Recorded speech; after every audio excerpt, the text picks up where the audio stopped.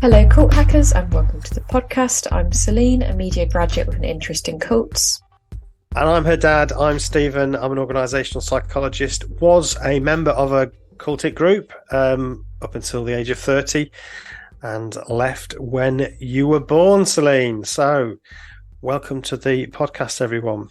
I don't know why. I feel I'm in a weird mood, but we got to record it, so We got to do it. Mood. Weird mood is fine. I feel good. I've had a good night's sleep. So it's 9:00 Friday morning, and we both strangely seem quite up for it this morning. So that's good. Well, yeah, I do have a 4-day work week, so Friday recording day. What privilege. Yeah, absolutely. Okay, so today is a topic that I've kind of come up with called the ABC of conspiracism and cultic groups. See, at first I thought this was like the ABC was a thing that everybody knew. So when I asked you originally, what is the ABC? I thought I'd missed something, but you're saying it's something you've come up with, the ABC? Well, no. Obviously, I'm underprepared. I'm kind of, can we say bastardizing? It from existing psychological models, some of which I've spoken about before. So there's a model that I'm a big fan of, I think I've said it, called self-determination theory, that is used in workplaces particularly, but generally in organizational psychology. And there's also a kind of adaptation from that to sort of simplify it a bit, which is where you get the ABC from. So I'm going to sort of go through that and explain how that relates to cults. And I think in particular, I suppose, what we might call conspiracism. So in my thinking about this topic, I thought we probably should start with defining what we mean by conspiracism. It's partly motivated actually by something that's in the news a lot, and I don't want to get into the detail of it because it's not kind of our general area of interest. But of course, Russell Brand, the UK ex-comedian, now kind of guru, who is a kind of conspiracist himself and certainly peddles a lot of the conspiracy theories on his channel, has been in the news about some accusations around sexual abuse and so on. So we won't get into all of those accusations, but it did get me thinking about him as a guru, if you like, as a influencer, as somebody that talks about a lot of these topics. And there are, of course, there are lots of these. So I thought it would be quite interesting to think why are there so many of these influences, these gurus, these people that are promoting a kind of rebellion against what's considered to be elites and the people controlling us and all of that. So I think it's a really interesting and important topic. And of course, it has lots of crossovers to cults, and some would say they actually are cults, but it's a complicated picture. And as always, we like to get into the detail because we're cult hackers. We like to hack into the code, not just talk about the surface. Very good. Let's do it then. Let's do it. So are we good? So you're saying you want to go into what conspiracism is first? I think we ought to do ABC. That. Okay. Yeah. So shall we do conspiracism? Yeah. What is that? So of course we've spoken to Brent Lee a couple of times on this podcast, who has his own podcast called Some Dare Call It Conspiracy, which is well worth listening to. And he describes himself as an ex-conspiracist. It's a word that I think it's kind of a fairly new word. If you type conspiracism on your word processor, you get a little red squiggly line under it. So this tells you that it's not recognized in the dictionaries yet. So it's kind of a new word. But for me, what this means, what I mean when I'm talking about this, is that it's not the belief in a specific conspiracy theory. So you might believe, let's say, that we faked the moon landings. I personally think we went to the moon, but if you believe we faked the moon landing, that doesn't make you a conspiracist. That just means that you believe in a particular conspiracy theory.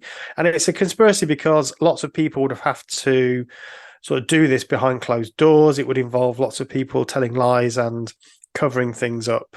So that's really the nature of a conspiracy. So whether you believe that, or maybe you have theories about JFK's assassination, or, there's lots of these theories out there. And if you believe one of these or more than one of these, this doesn't necessarily make you a conspiracist. So I think that's important to say.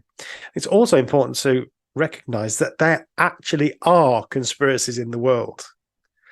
We know that from history. There are lots of times when politicians have lied to us, when there's been dark projects going on, and money being handed over, and influence being peddled, and all of that happens. Of course it does, in the world of espionage, in the corporate world.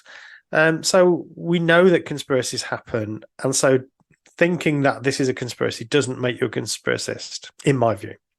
What actually conspiracism is about is when... I was going to say, when do you tip over to the other side? So it's when you start to have this overarching view that everything essentially is a part of a grand conspiracy. So an example of this is, let's take a kind of extreme example. The reptilian overlords are controlling everything, and or there's a paedophile ring of elites controlling the world and politics and the media and entertainment and so on and so on. And so these ideas, so what this means is that everything you look at, every news item, every injustice, every lie, every bad person, whatever, everything, even things that on the face might look good, are also part of this conspiracy, are part of this grand conspiracy, this overarching conspiracy. And so you see everything through that lens. It's the single lens through which you view and make sense of the world. And you're tying all these things together. So when one thing happens in the world, you think, oh, that must be because of this thing, or maybe it's linked to a particular date or a particular number or a group or something. And so you start to draw connections that I would argue are not actually relevant, but you're starting to say, well, this is an evidence of this, and this is an example of that, and this links to this, and this links to that. It's kind of that, that sort of meme that goes around of the big board with all the pins and string connecting everything. And that's kind of, I think this is an extreme version of that. So that's what I mean when I say conspiracism. It's an ideology. It's a fully fledged belief system. It's a generalizable belief system which allows people to make sense of absolutely everything through that lens. Does that make sense? It does. So it's this sort of grand plan, or like believing there's some sort of grand plan going on somewhere, and it's all connected. That's a key phrase. It's all connected. It's all connected, yeah. And it also sort of suggests a level of competence by these leaders that I think is one of the problems with it. Because in my experience, people in power and authority are generally pretty incompetent. And the idea that they can pull the strings in this coordinated fashion seems far-fetched to me. Again, that's not to say that there aren't people who have power and influence. And there's actually a relatively small number of billionaires in the world compared to everybody else, and they have a oversized amount of power and influence because of that. There's Rishi Sunak. There's in the UK, for instance, we have a handful of universities who essentially produce the vast majority of leaders, both corporate and political leaders within our country, and that seems strange. So if you get influence in those institutions, then clearly you've got more influence than somebody who works at the local McDonald's. So there are lots of inequalities and inequities in the world. So it's kind of, it's not that there aren't any of those things. It's just that conspiracism takes those real inequalities, those real cliques, those real elites, and links them all together in a way that doesn't necessarily, there's no evidence for. And you start to see connections when there aren't necessarily connections, or there's no evidence for them. So that's my way of thinking. But it's this.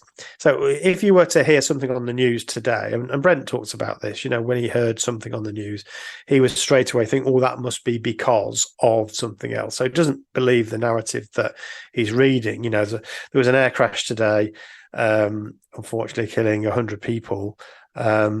It's not, you don't take that on face value. You don't say, well, that was terrible, and we need to do some air crash investigations to make sure we understand what happened and how we can improve and make sure that doesn't happen again. And so if you're a real hardened conspiracist, you're going to say, right, okay, well, that happened, but or did it happen? First of all, did it really happen? Or maybe these people were just spirited away somewhere because they said the wrong thing, or maybe actually this was a government plot to do X, Y, Z. So it's always a kind of more complex and hidden answer to something that has happened.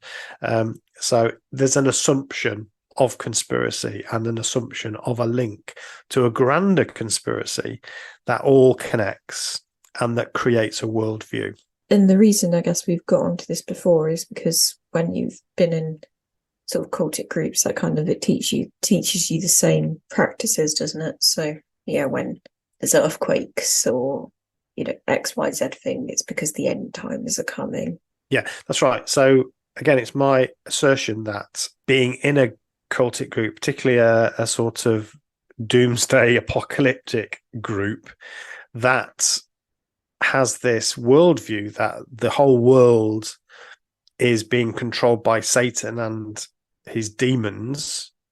That is for me the grandfather of conspiracy. That explains everything then, doesn't it? From air crashes to illnesses to pandemics to earthquakes. This is all part of the last days.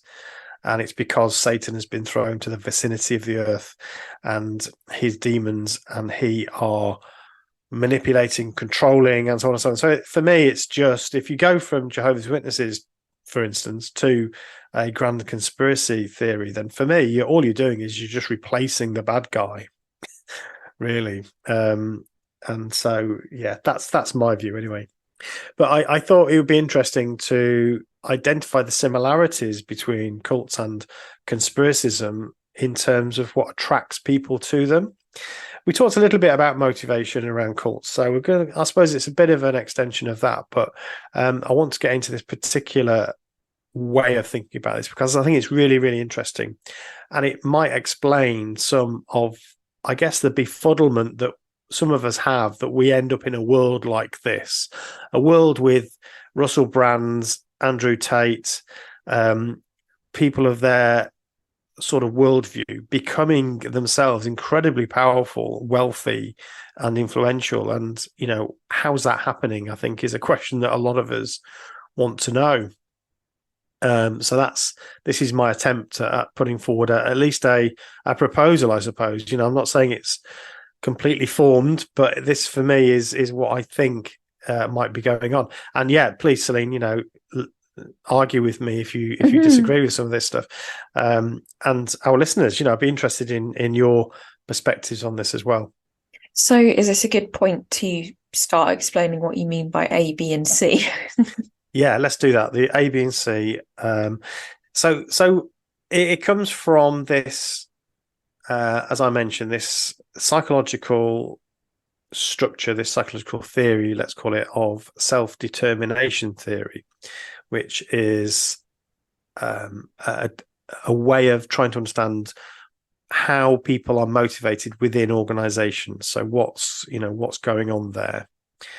And some people, because actually what self-determination theory says is that what really there are basic psychological needs that we all have that can be fulfilled in organizations or in the workplace in particular. So this is a theory that's particularly used in workplace settings, but obviously I'm adapting it here.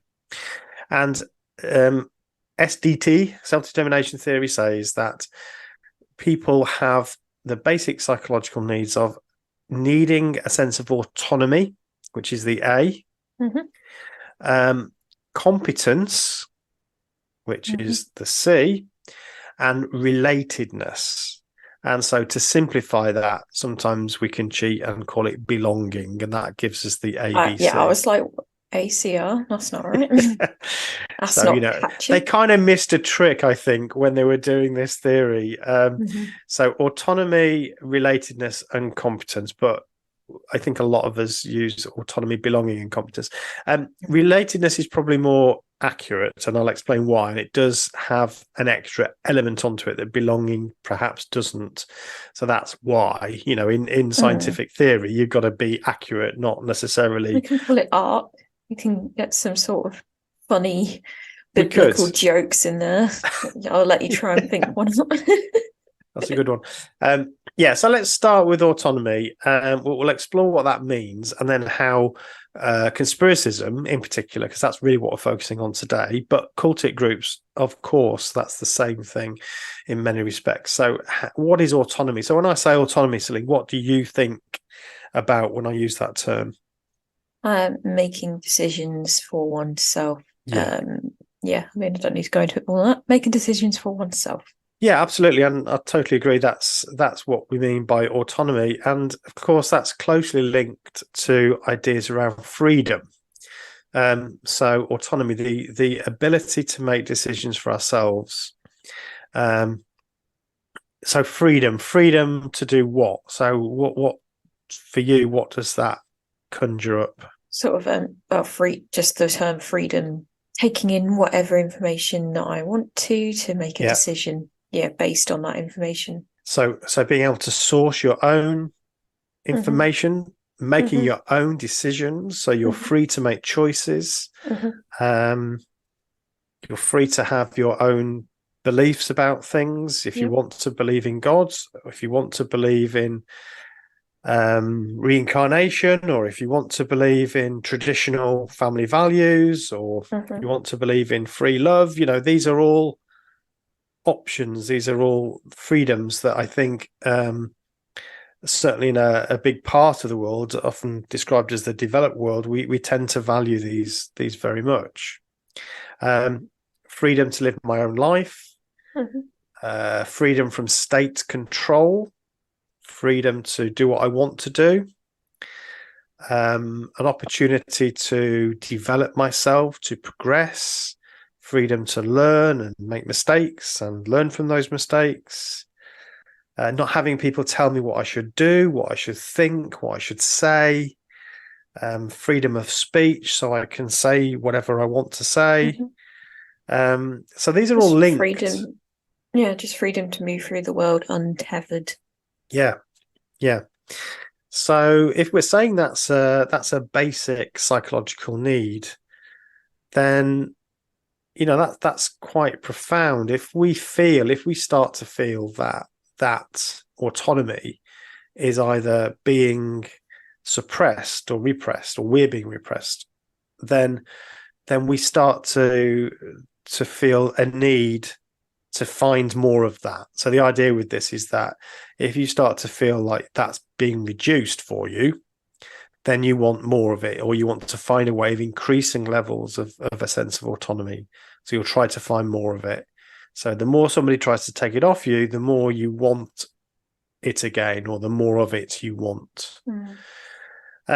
I think if you think about some of the movements, particularly on the right, I suppose, but this is not limited to the right of politics, but let's go there for the moment. If you think about movements on the right, what are the sorts of things that they tend to be focusing on? Masks recently. Having to wear masks. Good example. Vaccines is another one. Being forced to have a vaccine, or feeling like you're being forced to have a vaccine. So, you certain professions, certain jobs, you had to have a vaccine in order to do that job. I mean, if you want to use it, sort of Rishi Sunak's speech about climate change, that was very much trying to, I feel, use this psychology to garner votes, for saying we're scrapping having to use 7 bins, we're scrapping having to, all these things that weren't true, but saying that because trying to make people feel like they were being forced into something, and that he's now taking away that force. He's allowing you the choice. Absolutely. So freedom to choose. Yeah. Anyone that doesn't know, the 7 bins thing was nonsense. But anyway, that's what he's, I guess, trying to take advantage of, is making people feel like their choices were about to be taken away from them. And he, in fact, is saving everybody and allowing them choice. But yeah, so. Absolutely. Along with that was things like we're going to scrap you having to reduce your air travel. We're gonna stop the carpool thing, requirement to carpool. None of these things were in any way likely to happen, and I think they'd basically found the odd think tank that might have floated the odd slightly crazy idea, in that brainstorming moment when you say, well, yeah, we could really do with 7 bins, and that was jumped on as a policy that we're now going to scrap, because that's not. So yes, absolutely. So there's a lot of talk around. I mean, a lot of the stuff I've seen on TikTok and Reels, or certainly a year ago, was this belief that the government was basically stopping you from moving around.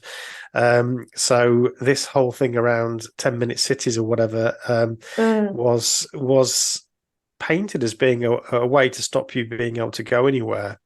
But again, this appeals to our fear of control. We don't want to be controlled. We don't want to be told what to do.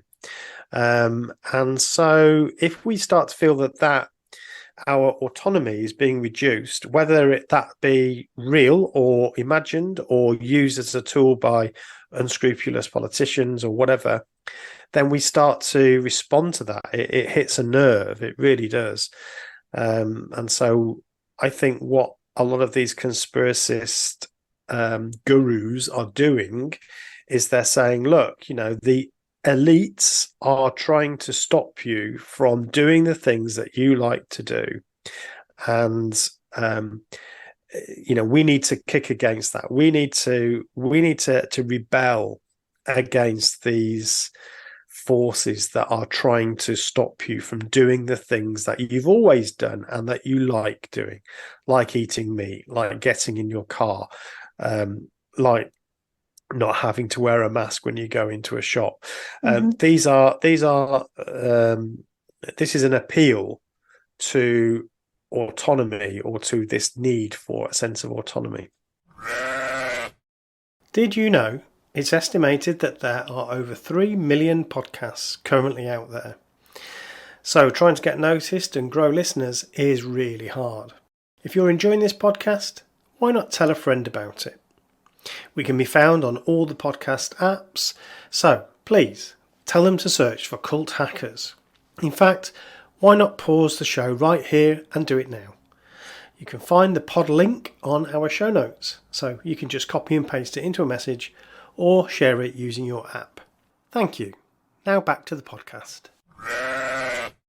I would also say that I think there's a slightly cynical, well, not slightly, a very cynical ploy as well from people that actually might be having their power reduced. So they're in societies, there are always groups within society that have more power and influence than others. I think this has always been the case. If you look back in history, kings and queens, warlords, chiefs, and you've always got a group of people who have influence. As soon as that influence starts to wane, then they personally start to feel a lack of power and their own autonomy. So one of the tactics they have is to start to say, oh, look, these are the people that are trying to take away your autonomy, your power, but actually it's their power and autonomy that they're worried about. And this is why you end up with the bizarre situation where you have people like Donald Trump, Andrew Tate, Russell Brand, millionaires and billionaires telling you that it's the elites that you need to be rebelling against. That is exactly what they are. They are the elites. They are the elites. They're the ones with the money and the power and the influence, and it's a way to maintain that, and that's really what they're doing. So they're playing upon our fears, if you like, to say, you're being oppressed, and come and join us, because you'll have freedom within our group, and we can also stick it to the man, basically. Because I've seen it being used as well, because I think people are starting to get savvy of that, of like billionaires telling them to watch out for other billionaires, effectively. I think people are getting a bit more savvy to that. So I've seen a few politicians say things like, we can't make the working class pay for the things that these middle class sort of, wankers want, effectively. Do you know what I mean? Like, we can't be having them paying for their sort of vegan electric car lifestyles, so and it's just the same stuff, it's just different words. It is, and of course this is part of where all the culture war stuff comes in, and generational wars, I suppose. The tofu eating, soy boys, and what avocado on toast eating millennials that are, they're the problem. Not the billionaire capitalists who are hoarding all the capital and making cuts to services and so on. Actually it's the 20-somethings eating avocado that is the big problem.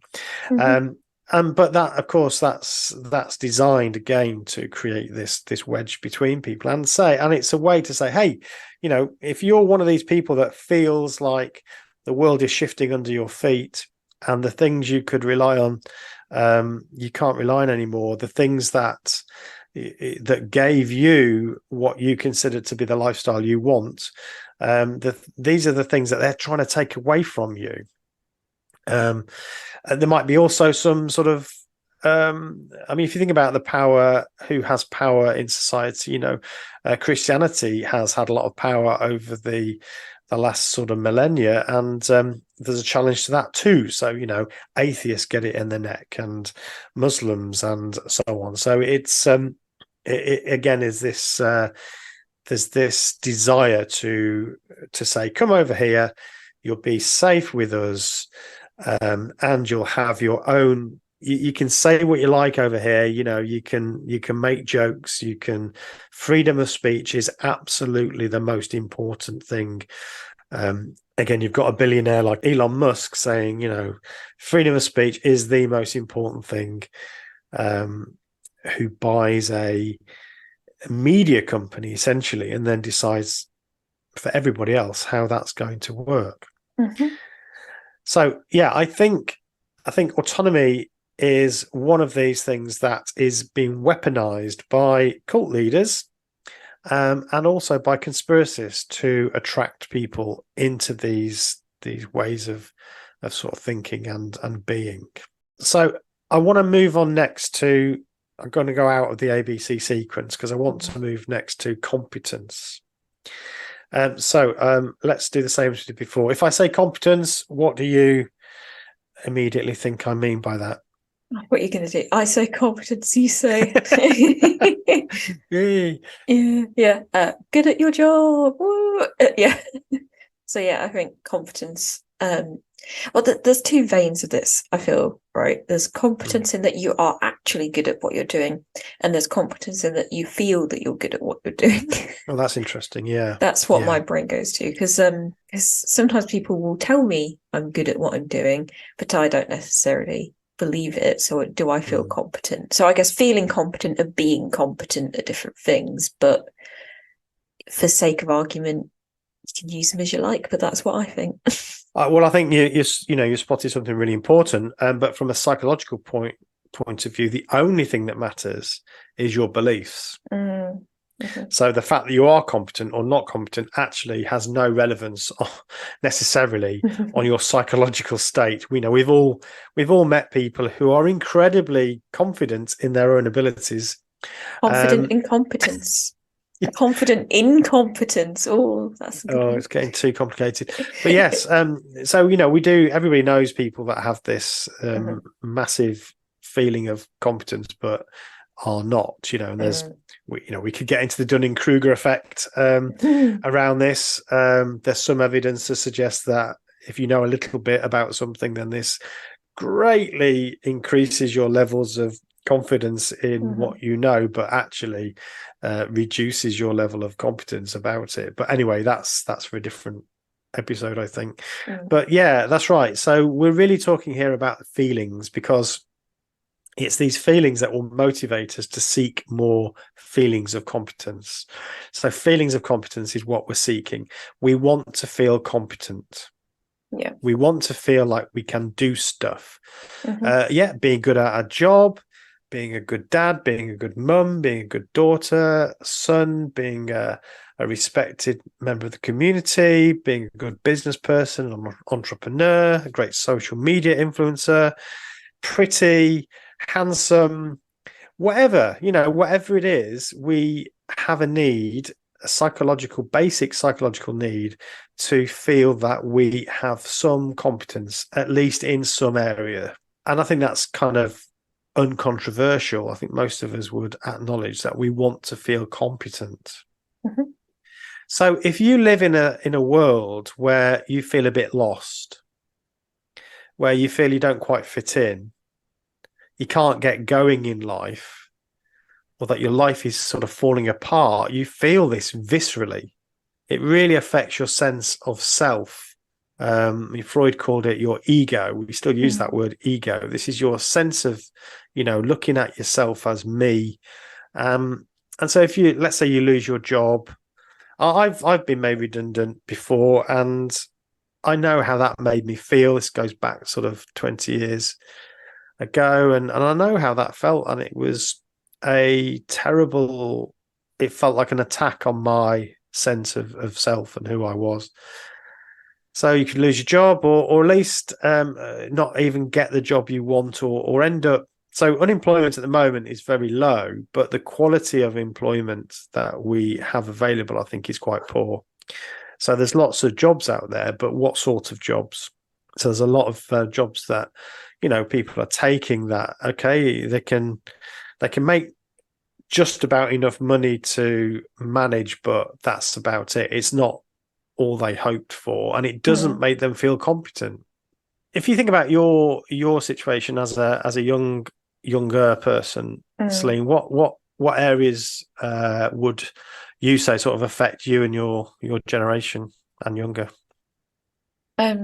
Well, I would say there was a lot of probably promises of I feel like every generation can probably attest to this, but I was a lot of promise of, if you do XYZ thing, you will achieve XYZ thing. So obviously, I think for my generation, it's probably the most percentage go to uni than ever, and that increases all the time, because it's kind of the track people take, and the promise is that you'll get a job of a skill level that you are trained up to, and that people on applications expect you have a degree. And I would say a lot of my friends have said that they've done all this education and gone for a degree, and they massively don't use it on the day-to-day, which is quite frustrating. And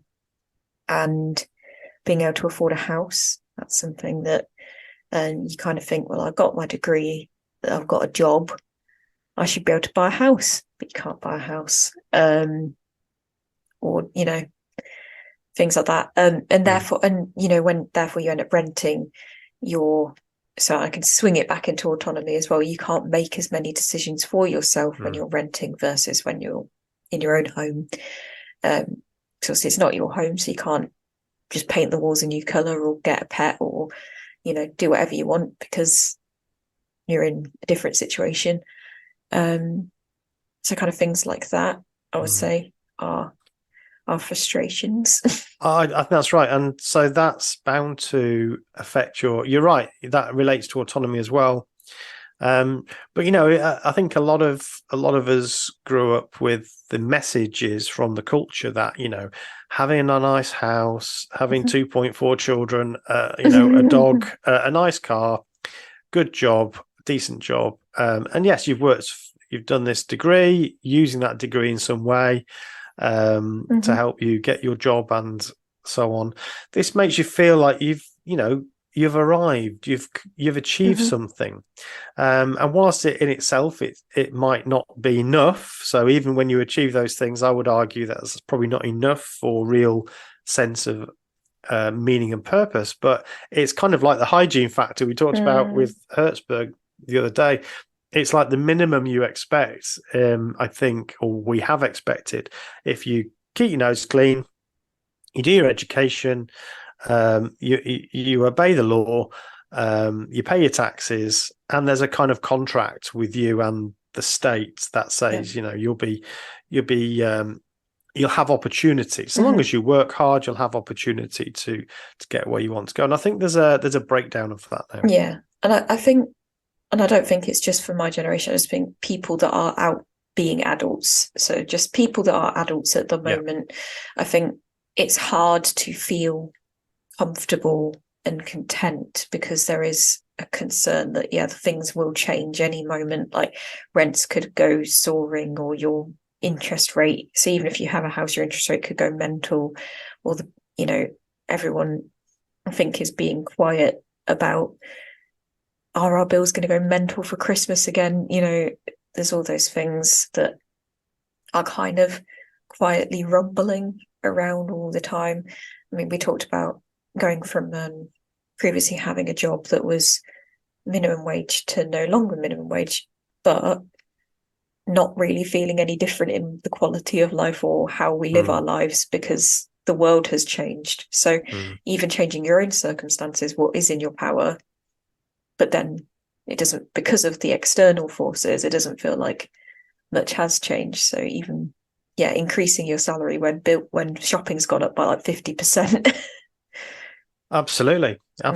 Yeah. So if our sense of competence is linked to things like our ability to go on holiday abroad or enjoy a nice meal or go out for a meal or have, as I say, a nice car or where we live, and I think we have been raised in society. Now you could argue that that's part of the problem, but I think we have been raised to think that these are things we should be able to expect if we work hard and if we contribute to society. Then there is a contract. The narrative. That's right. And so the answer, if you find that you're not having those things, it's hard not to feel a sense of failure because I'm not able to have those things. And that's, that I don't understand. You're confused and you feel that either it's your fault, or it's the system that's ganging up on you, and there's all sorts of things that also add to that they've always happened, but things like, a relationship breakup, inability to find a sexual partner, so this is one of the big problems for the sort of incel movement, or at least a partner that you want that meets your expectations for in whatever way that is.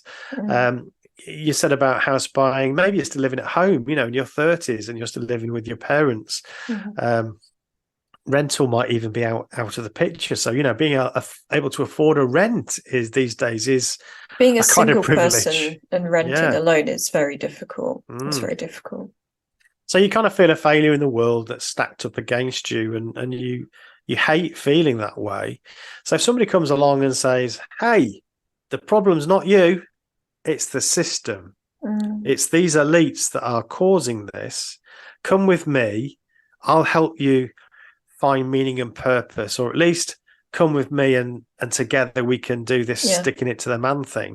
They'll not point to the real systemic issues though, correct. Because they're part of those systemic issues when we're talking about these, Musks and Sunaks and XYZ, people.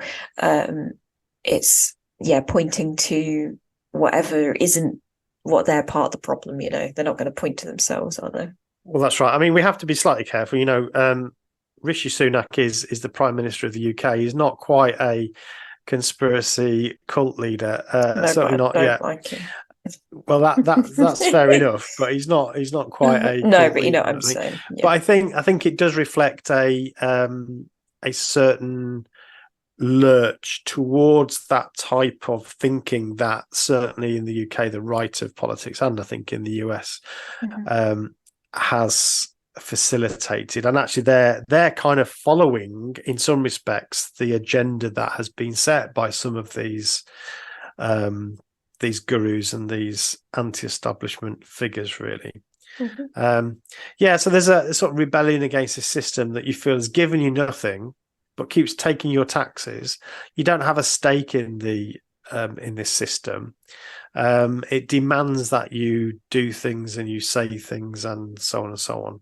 I mean, going back to autonomy, I think as well, this is where the backlash against what is sometimes called political correctness comes from, so I can't even say this now, I'm not even allowed to say that.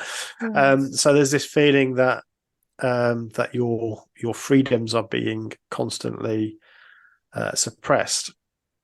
So I think that's, again, that if you feel that you're in this situation, then you're it's very attractive to think, oh, can I find a way of getting out of that, and then coming to a place where I am valued. I think the other thing is, for competence, if you feel like you're the butt end of everything, then you feel like you're sort of looking for your ego to be stroked, if you like. The idea that actually everybody's being fooled, just look behind the curtain. Actually, there's this whole truth that I now have access to that you sheeple don't. Yeah. So straight away, this elevates me above you. It makes me feel like I have greater levels of competence than I did before, just by dint of me saying, I know the actual truth. I know what's behind the curtain. I understand what's going on. You don't. You're just sheeple. And so I think that's a way of flipping this sense of lack of competence. All of a sudden, I'm now the one in the know. Whereas before I was worried that everybody else had their shit together. I look on Facebook and everybody's happy and doing great stuff, and I'm not. But now, of course, you can say, oh, yeah, they think they're enjoying that, but they're really just being exploited. And I know what's going on. So I think that's another really attractive element of conspiracism and cults. It's exactly the same. We would go and knock on doors of huge, great houses, and we would say, "Oh, that's their paradise," But come the new system, and so there would even be witnesses that would say, "Oh, I like that house. Maybe in the new order, I'll have that one," which is awful. Yeah. Stepping over the dead bodies of former residents. With your bags. Got your wheelie suitcase behind you. Obviously, that didn't literally happen, but I think no, but it's a funny image, and I quite enjoyed conjuring it some more. Okay, so that's the competence. Yeah. So if we go back to the belonging, back to B, which is belonging, or originally the theory is relatedness. So belonging or relatedness, what does that paint to you, Celine? Belonging or relatedness. So I suppose it's people that you're automatically connected with. So sort of you are born into generally family. So you've got that kind of like your auto connectedness there, your auto related people. But also the people you kind of choose. So your friends, the social media circles you basically, I mean, you're kind of curating that all the time with who you follow, who you like, what content you're consuming, who are your friends, who do you associate with. identity markers? Like, do you put vegan in your bio, or XJW, whatever, these sort of things? Yeah, so we naturally create and attach ourselves to groups or others. And yeah, you're right. Especially in the era of social media, we have so many multiple groups and identities that we attach ourselves to, much more than I think any other time in history.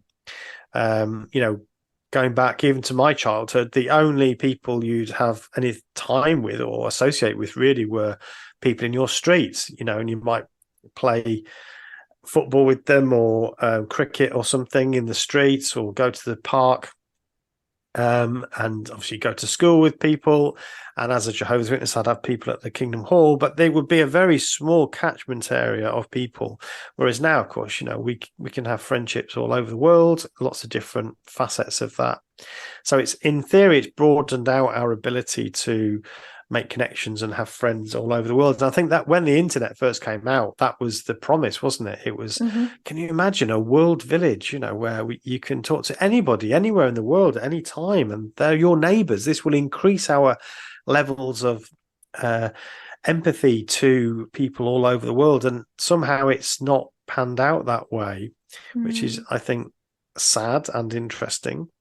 What seems to have happened is we've retreated into certain silos, and so those silos become the area where we can feel that we belong. And maybe that's inevitable. There's only a certain amount of people you can have within a close sort of group, and also differences are always going to appear, so you start to separate yourself out according to those differences. So this is the area that I think cults are, in some respects, highly competent at, in that they create these very strong bonds between people. In many ways, they are fickle and fragile, because, as we know, if you leave the group, then you lose all of those. But whilst you're in the group, there is an incredible sense of belonging and being part of something that you are afraid to lose. And I think these cultic groups, and even the conspiracism or the conspiracist groups, so if you subscribe to Russell Brand's Rumble videos, you're a kind of community. He talks to you as if you're a friend, and you might connect with other people who have similar ideas. Same goes for people like Andrew Tate and so on. You have a ready-made community there that you start to identify with. So very I do remember powerful. In the advice videos for getting followers or getting subscribers on YouTube, it was like you should welcome people as "Hi guys," or give them a name for your group. So give the group an identity, and then you kind of run with that. I don't think it's as overt anymore, but it was a thing. I guess they saw the power of, at the time, the fangirl, and they wanted to sort of follow that. I mean, it's a natural thing that in itself isn't wrong. No, none of these things are wrong either. This is the thing to just make clear. So it's being not a fan wrong. of something is okay. It's fine. Yeah, it's fine to want to belong to something, and it's fine to want to have autonomy, and it's fine to want to feel related to something. All these things exist and are fine. It's just people, I think, take advantage of them. It's being exploited. What we're talking about. That's it, exactly. Yeah. So relatedness is it broadens it a little bit, because I think it means not just social. So it's not just the people; it's also the ideas. So you're related to something bigger than yourself. So you're part of a movement. You're part of something important. You're soldiers of X or Y. You are, so you become part of a grander picture. I think that's also an element of this belonging or relatedness. You're related to something bigger than yourself. So yeah, I think what's happening with conspiracism and with cultic groups is that these natural psychological needs are essentially being exploited by people and by the algorithms as well. So I think there's an element here, we've talked about this before, that there's an unconscious, because algorithms are not conscious, but there's an unconscious method or mechanism that is attracting us to these sorts of groups. But it also, I think it's important to reflect that it is itself reflecting something real. So actually what these conspiracist groups are noticing is something real, is that people are being exploited, that people with power are doing that exploiting, that we need to be careful that freedoms aren't taken away unnecessarily from us. And so I think there is something real there. It's just, unfortunately, these things are being manipulated by the very people that are often causing the harm and the damage, which, again, newspapers, media, some of those people are also those that are doing the same things. We speak the day after Rupert Murdoch has announced his retirement at the young age of 92. But if you read his retirement speech, it's absolutely astonishing. I haven't read it yet. I haven't read it, but I've heard some bits of it read, and it's things like, people in power, the elites don't want to be challenged by others, and then you think, well, this is an absolutely multi-billionaire who has the most powerful influence over the media, owner of Fox News, owner of the Times, owner of multiple newspapers in the UK, Australia, the States. Astonishing that he can basically say, I'm fighting against the big guys that are trying to keep you down. It's just bring back the pie throwing. That's what I say. Yeah. So for any you like to throw these things in that I then have to explain. Yeah, that's the game we play. Yeah. So this is going back. Oh, he was really old then, wasn't he? It must be 7 or 8 years ago. But he had to attend a select committee, I think it was, that was into, or an inquiry into phone hacking by his newspapers of celebrities, but also ordinary people. And he was asked a lot of questions. And during that, somebody managed to smuggle in a kind of custard pie, and throw Hide him. Yeah. And great. His wife at the time, his young wife, they're divorced now, he's finished with her, and he's had Jerry Hall and finished with her. But his wife at the time got up and she slaps this guy, an absolute cracker. It was brilliant. It was as good as Will Smith's. And she got him proper. So I think we all kind of, she was our heroine for a while. But anyway, yeah, that's what you're referring to. Yeah. Okay, so that's the ABC for me of the psychological attraction to cults and coercive groups, but also to conspiracism. It's this need for autonomy, hijacking, yes, of this need for autonomy, belonging, and competence. And so these offer that. Now, when you're in them, whether you actually feel those things is a different matter, but I think that's where the attraction lies. Well then, we yet again completed another topic. And I find that quite interesting. A bit more political than normal, I think, and maybe controversial. I don't know. I'm just feeling a bit spicy this morning after all the news. Feel free to comment on the podcast. We keep asking people to rate and to. You're just not listening, you horrible people. to feedback on the various apps. I mean, it's the Apple one is the big one, so that's one that really matters. So if you can do that, we really appreciate it. And become a patron as well. That would be lovely. It's only £1 a month. We had a nice chat with the patrons. We did. Yeah, we had a lovely chat. If you want to be part of that chat, then become a patron. Lovely to have you on board. Right, okay, that's it. Thank you so much for listening, everybody. It's been great, and thank you, Celine, for our conversation. See you next time. Bye-bye. Bye.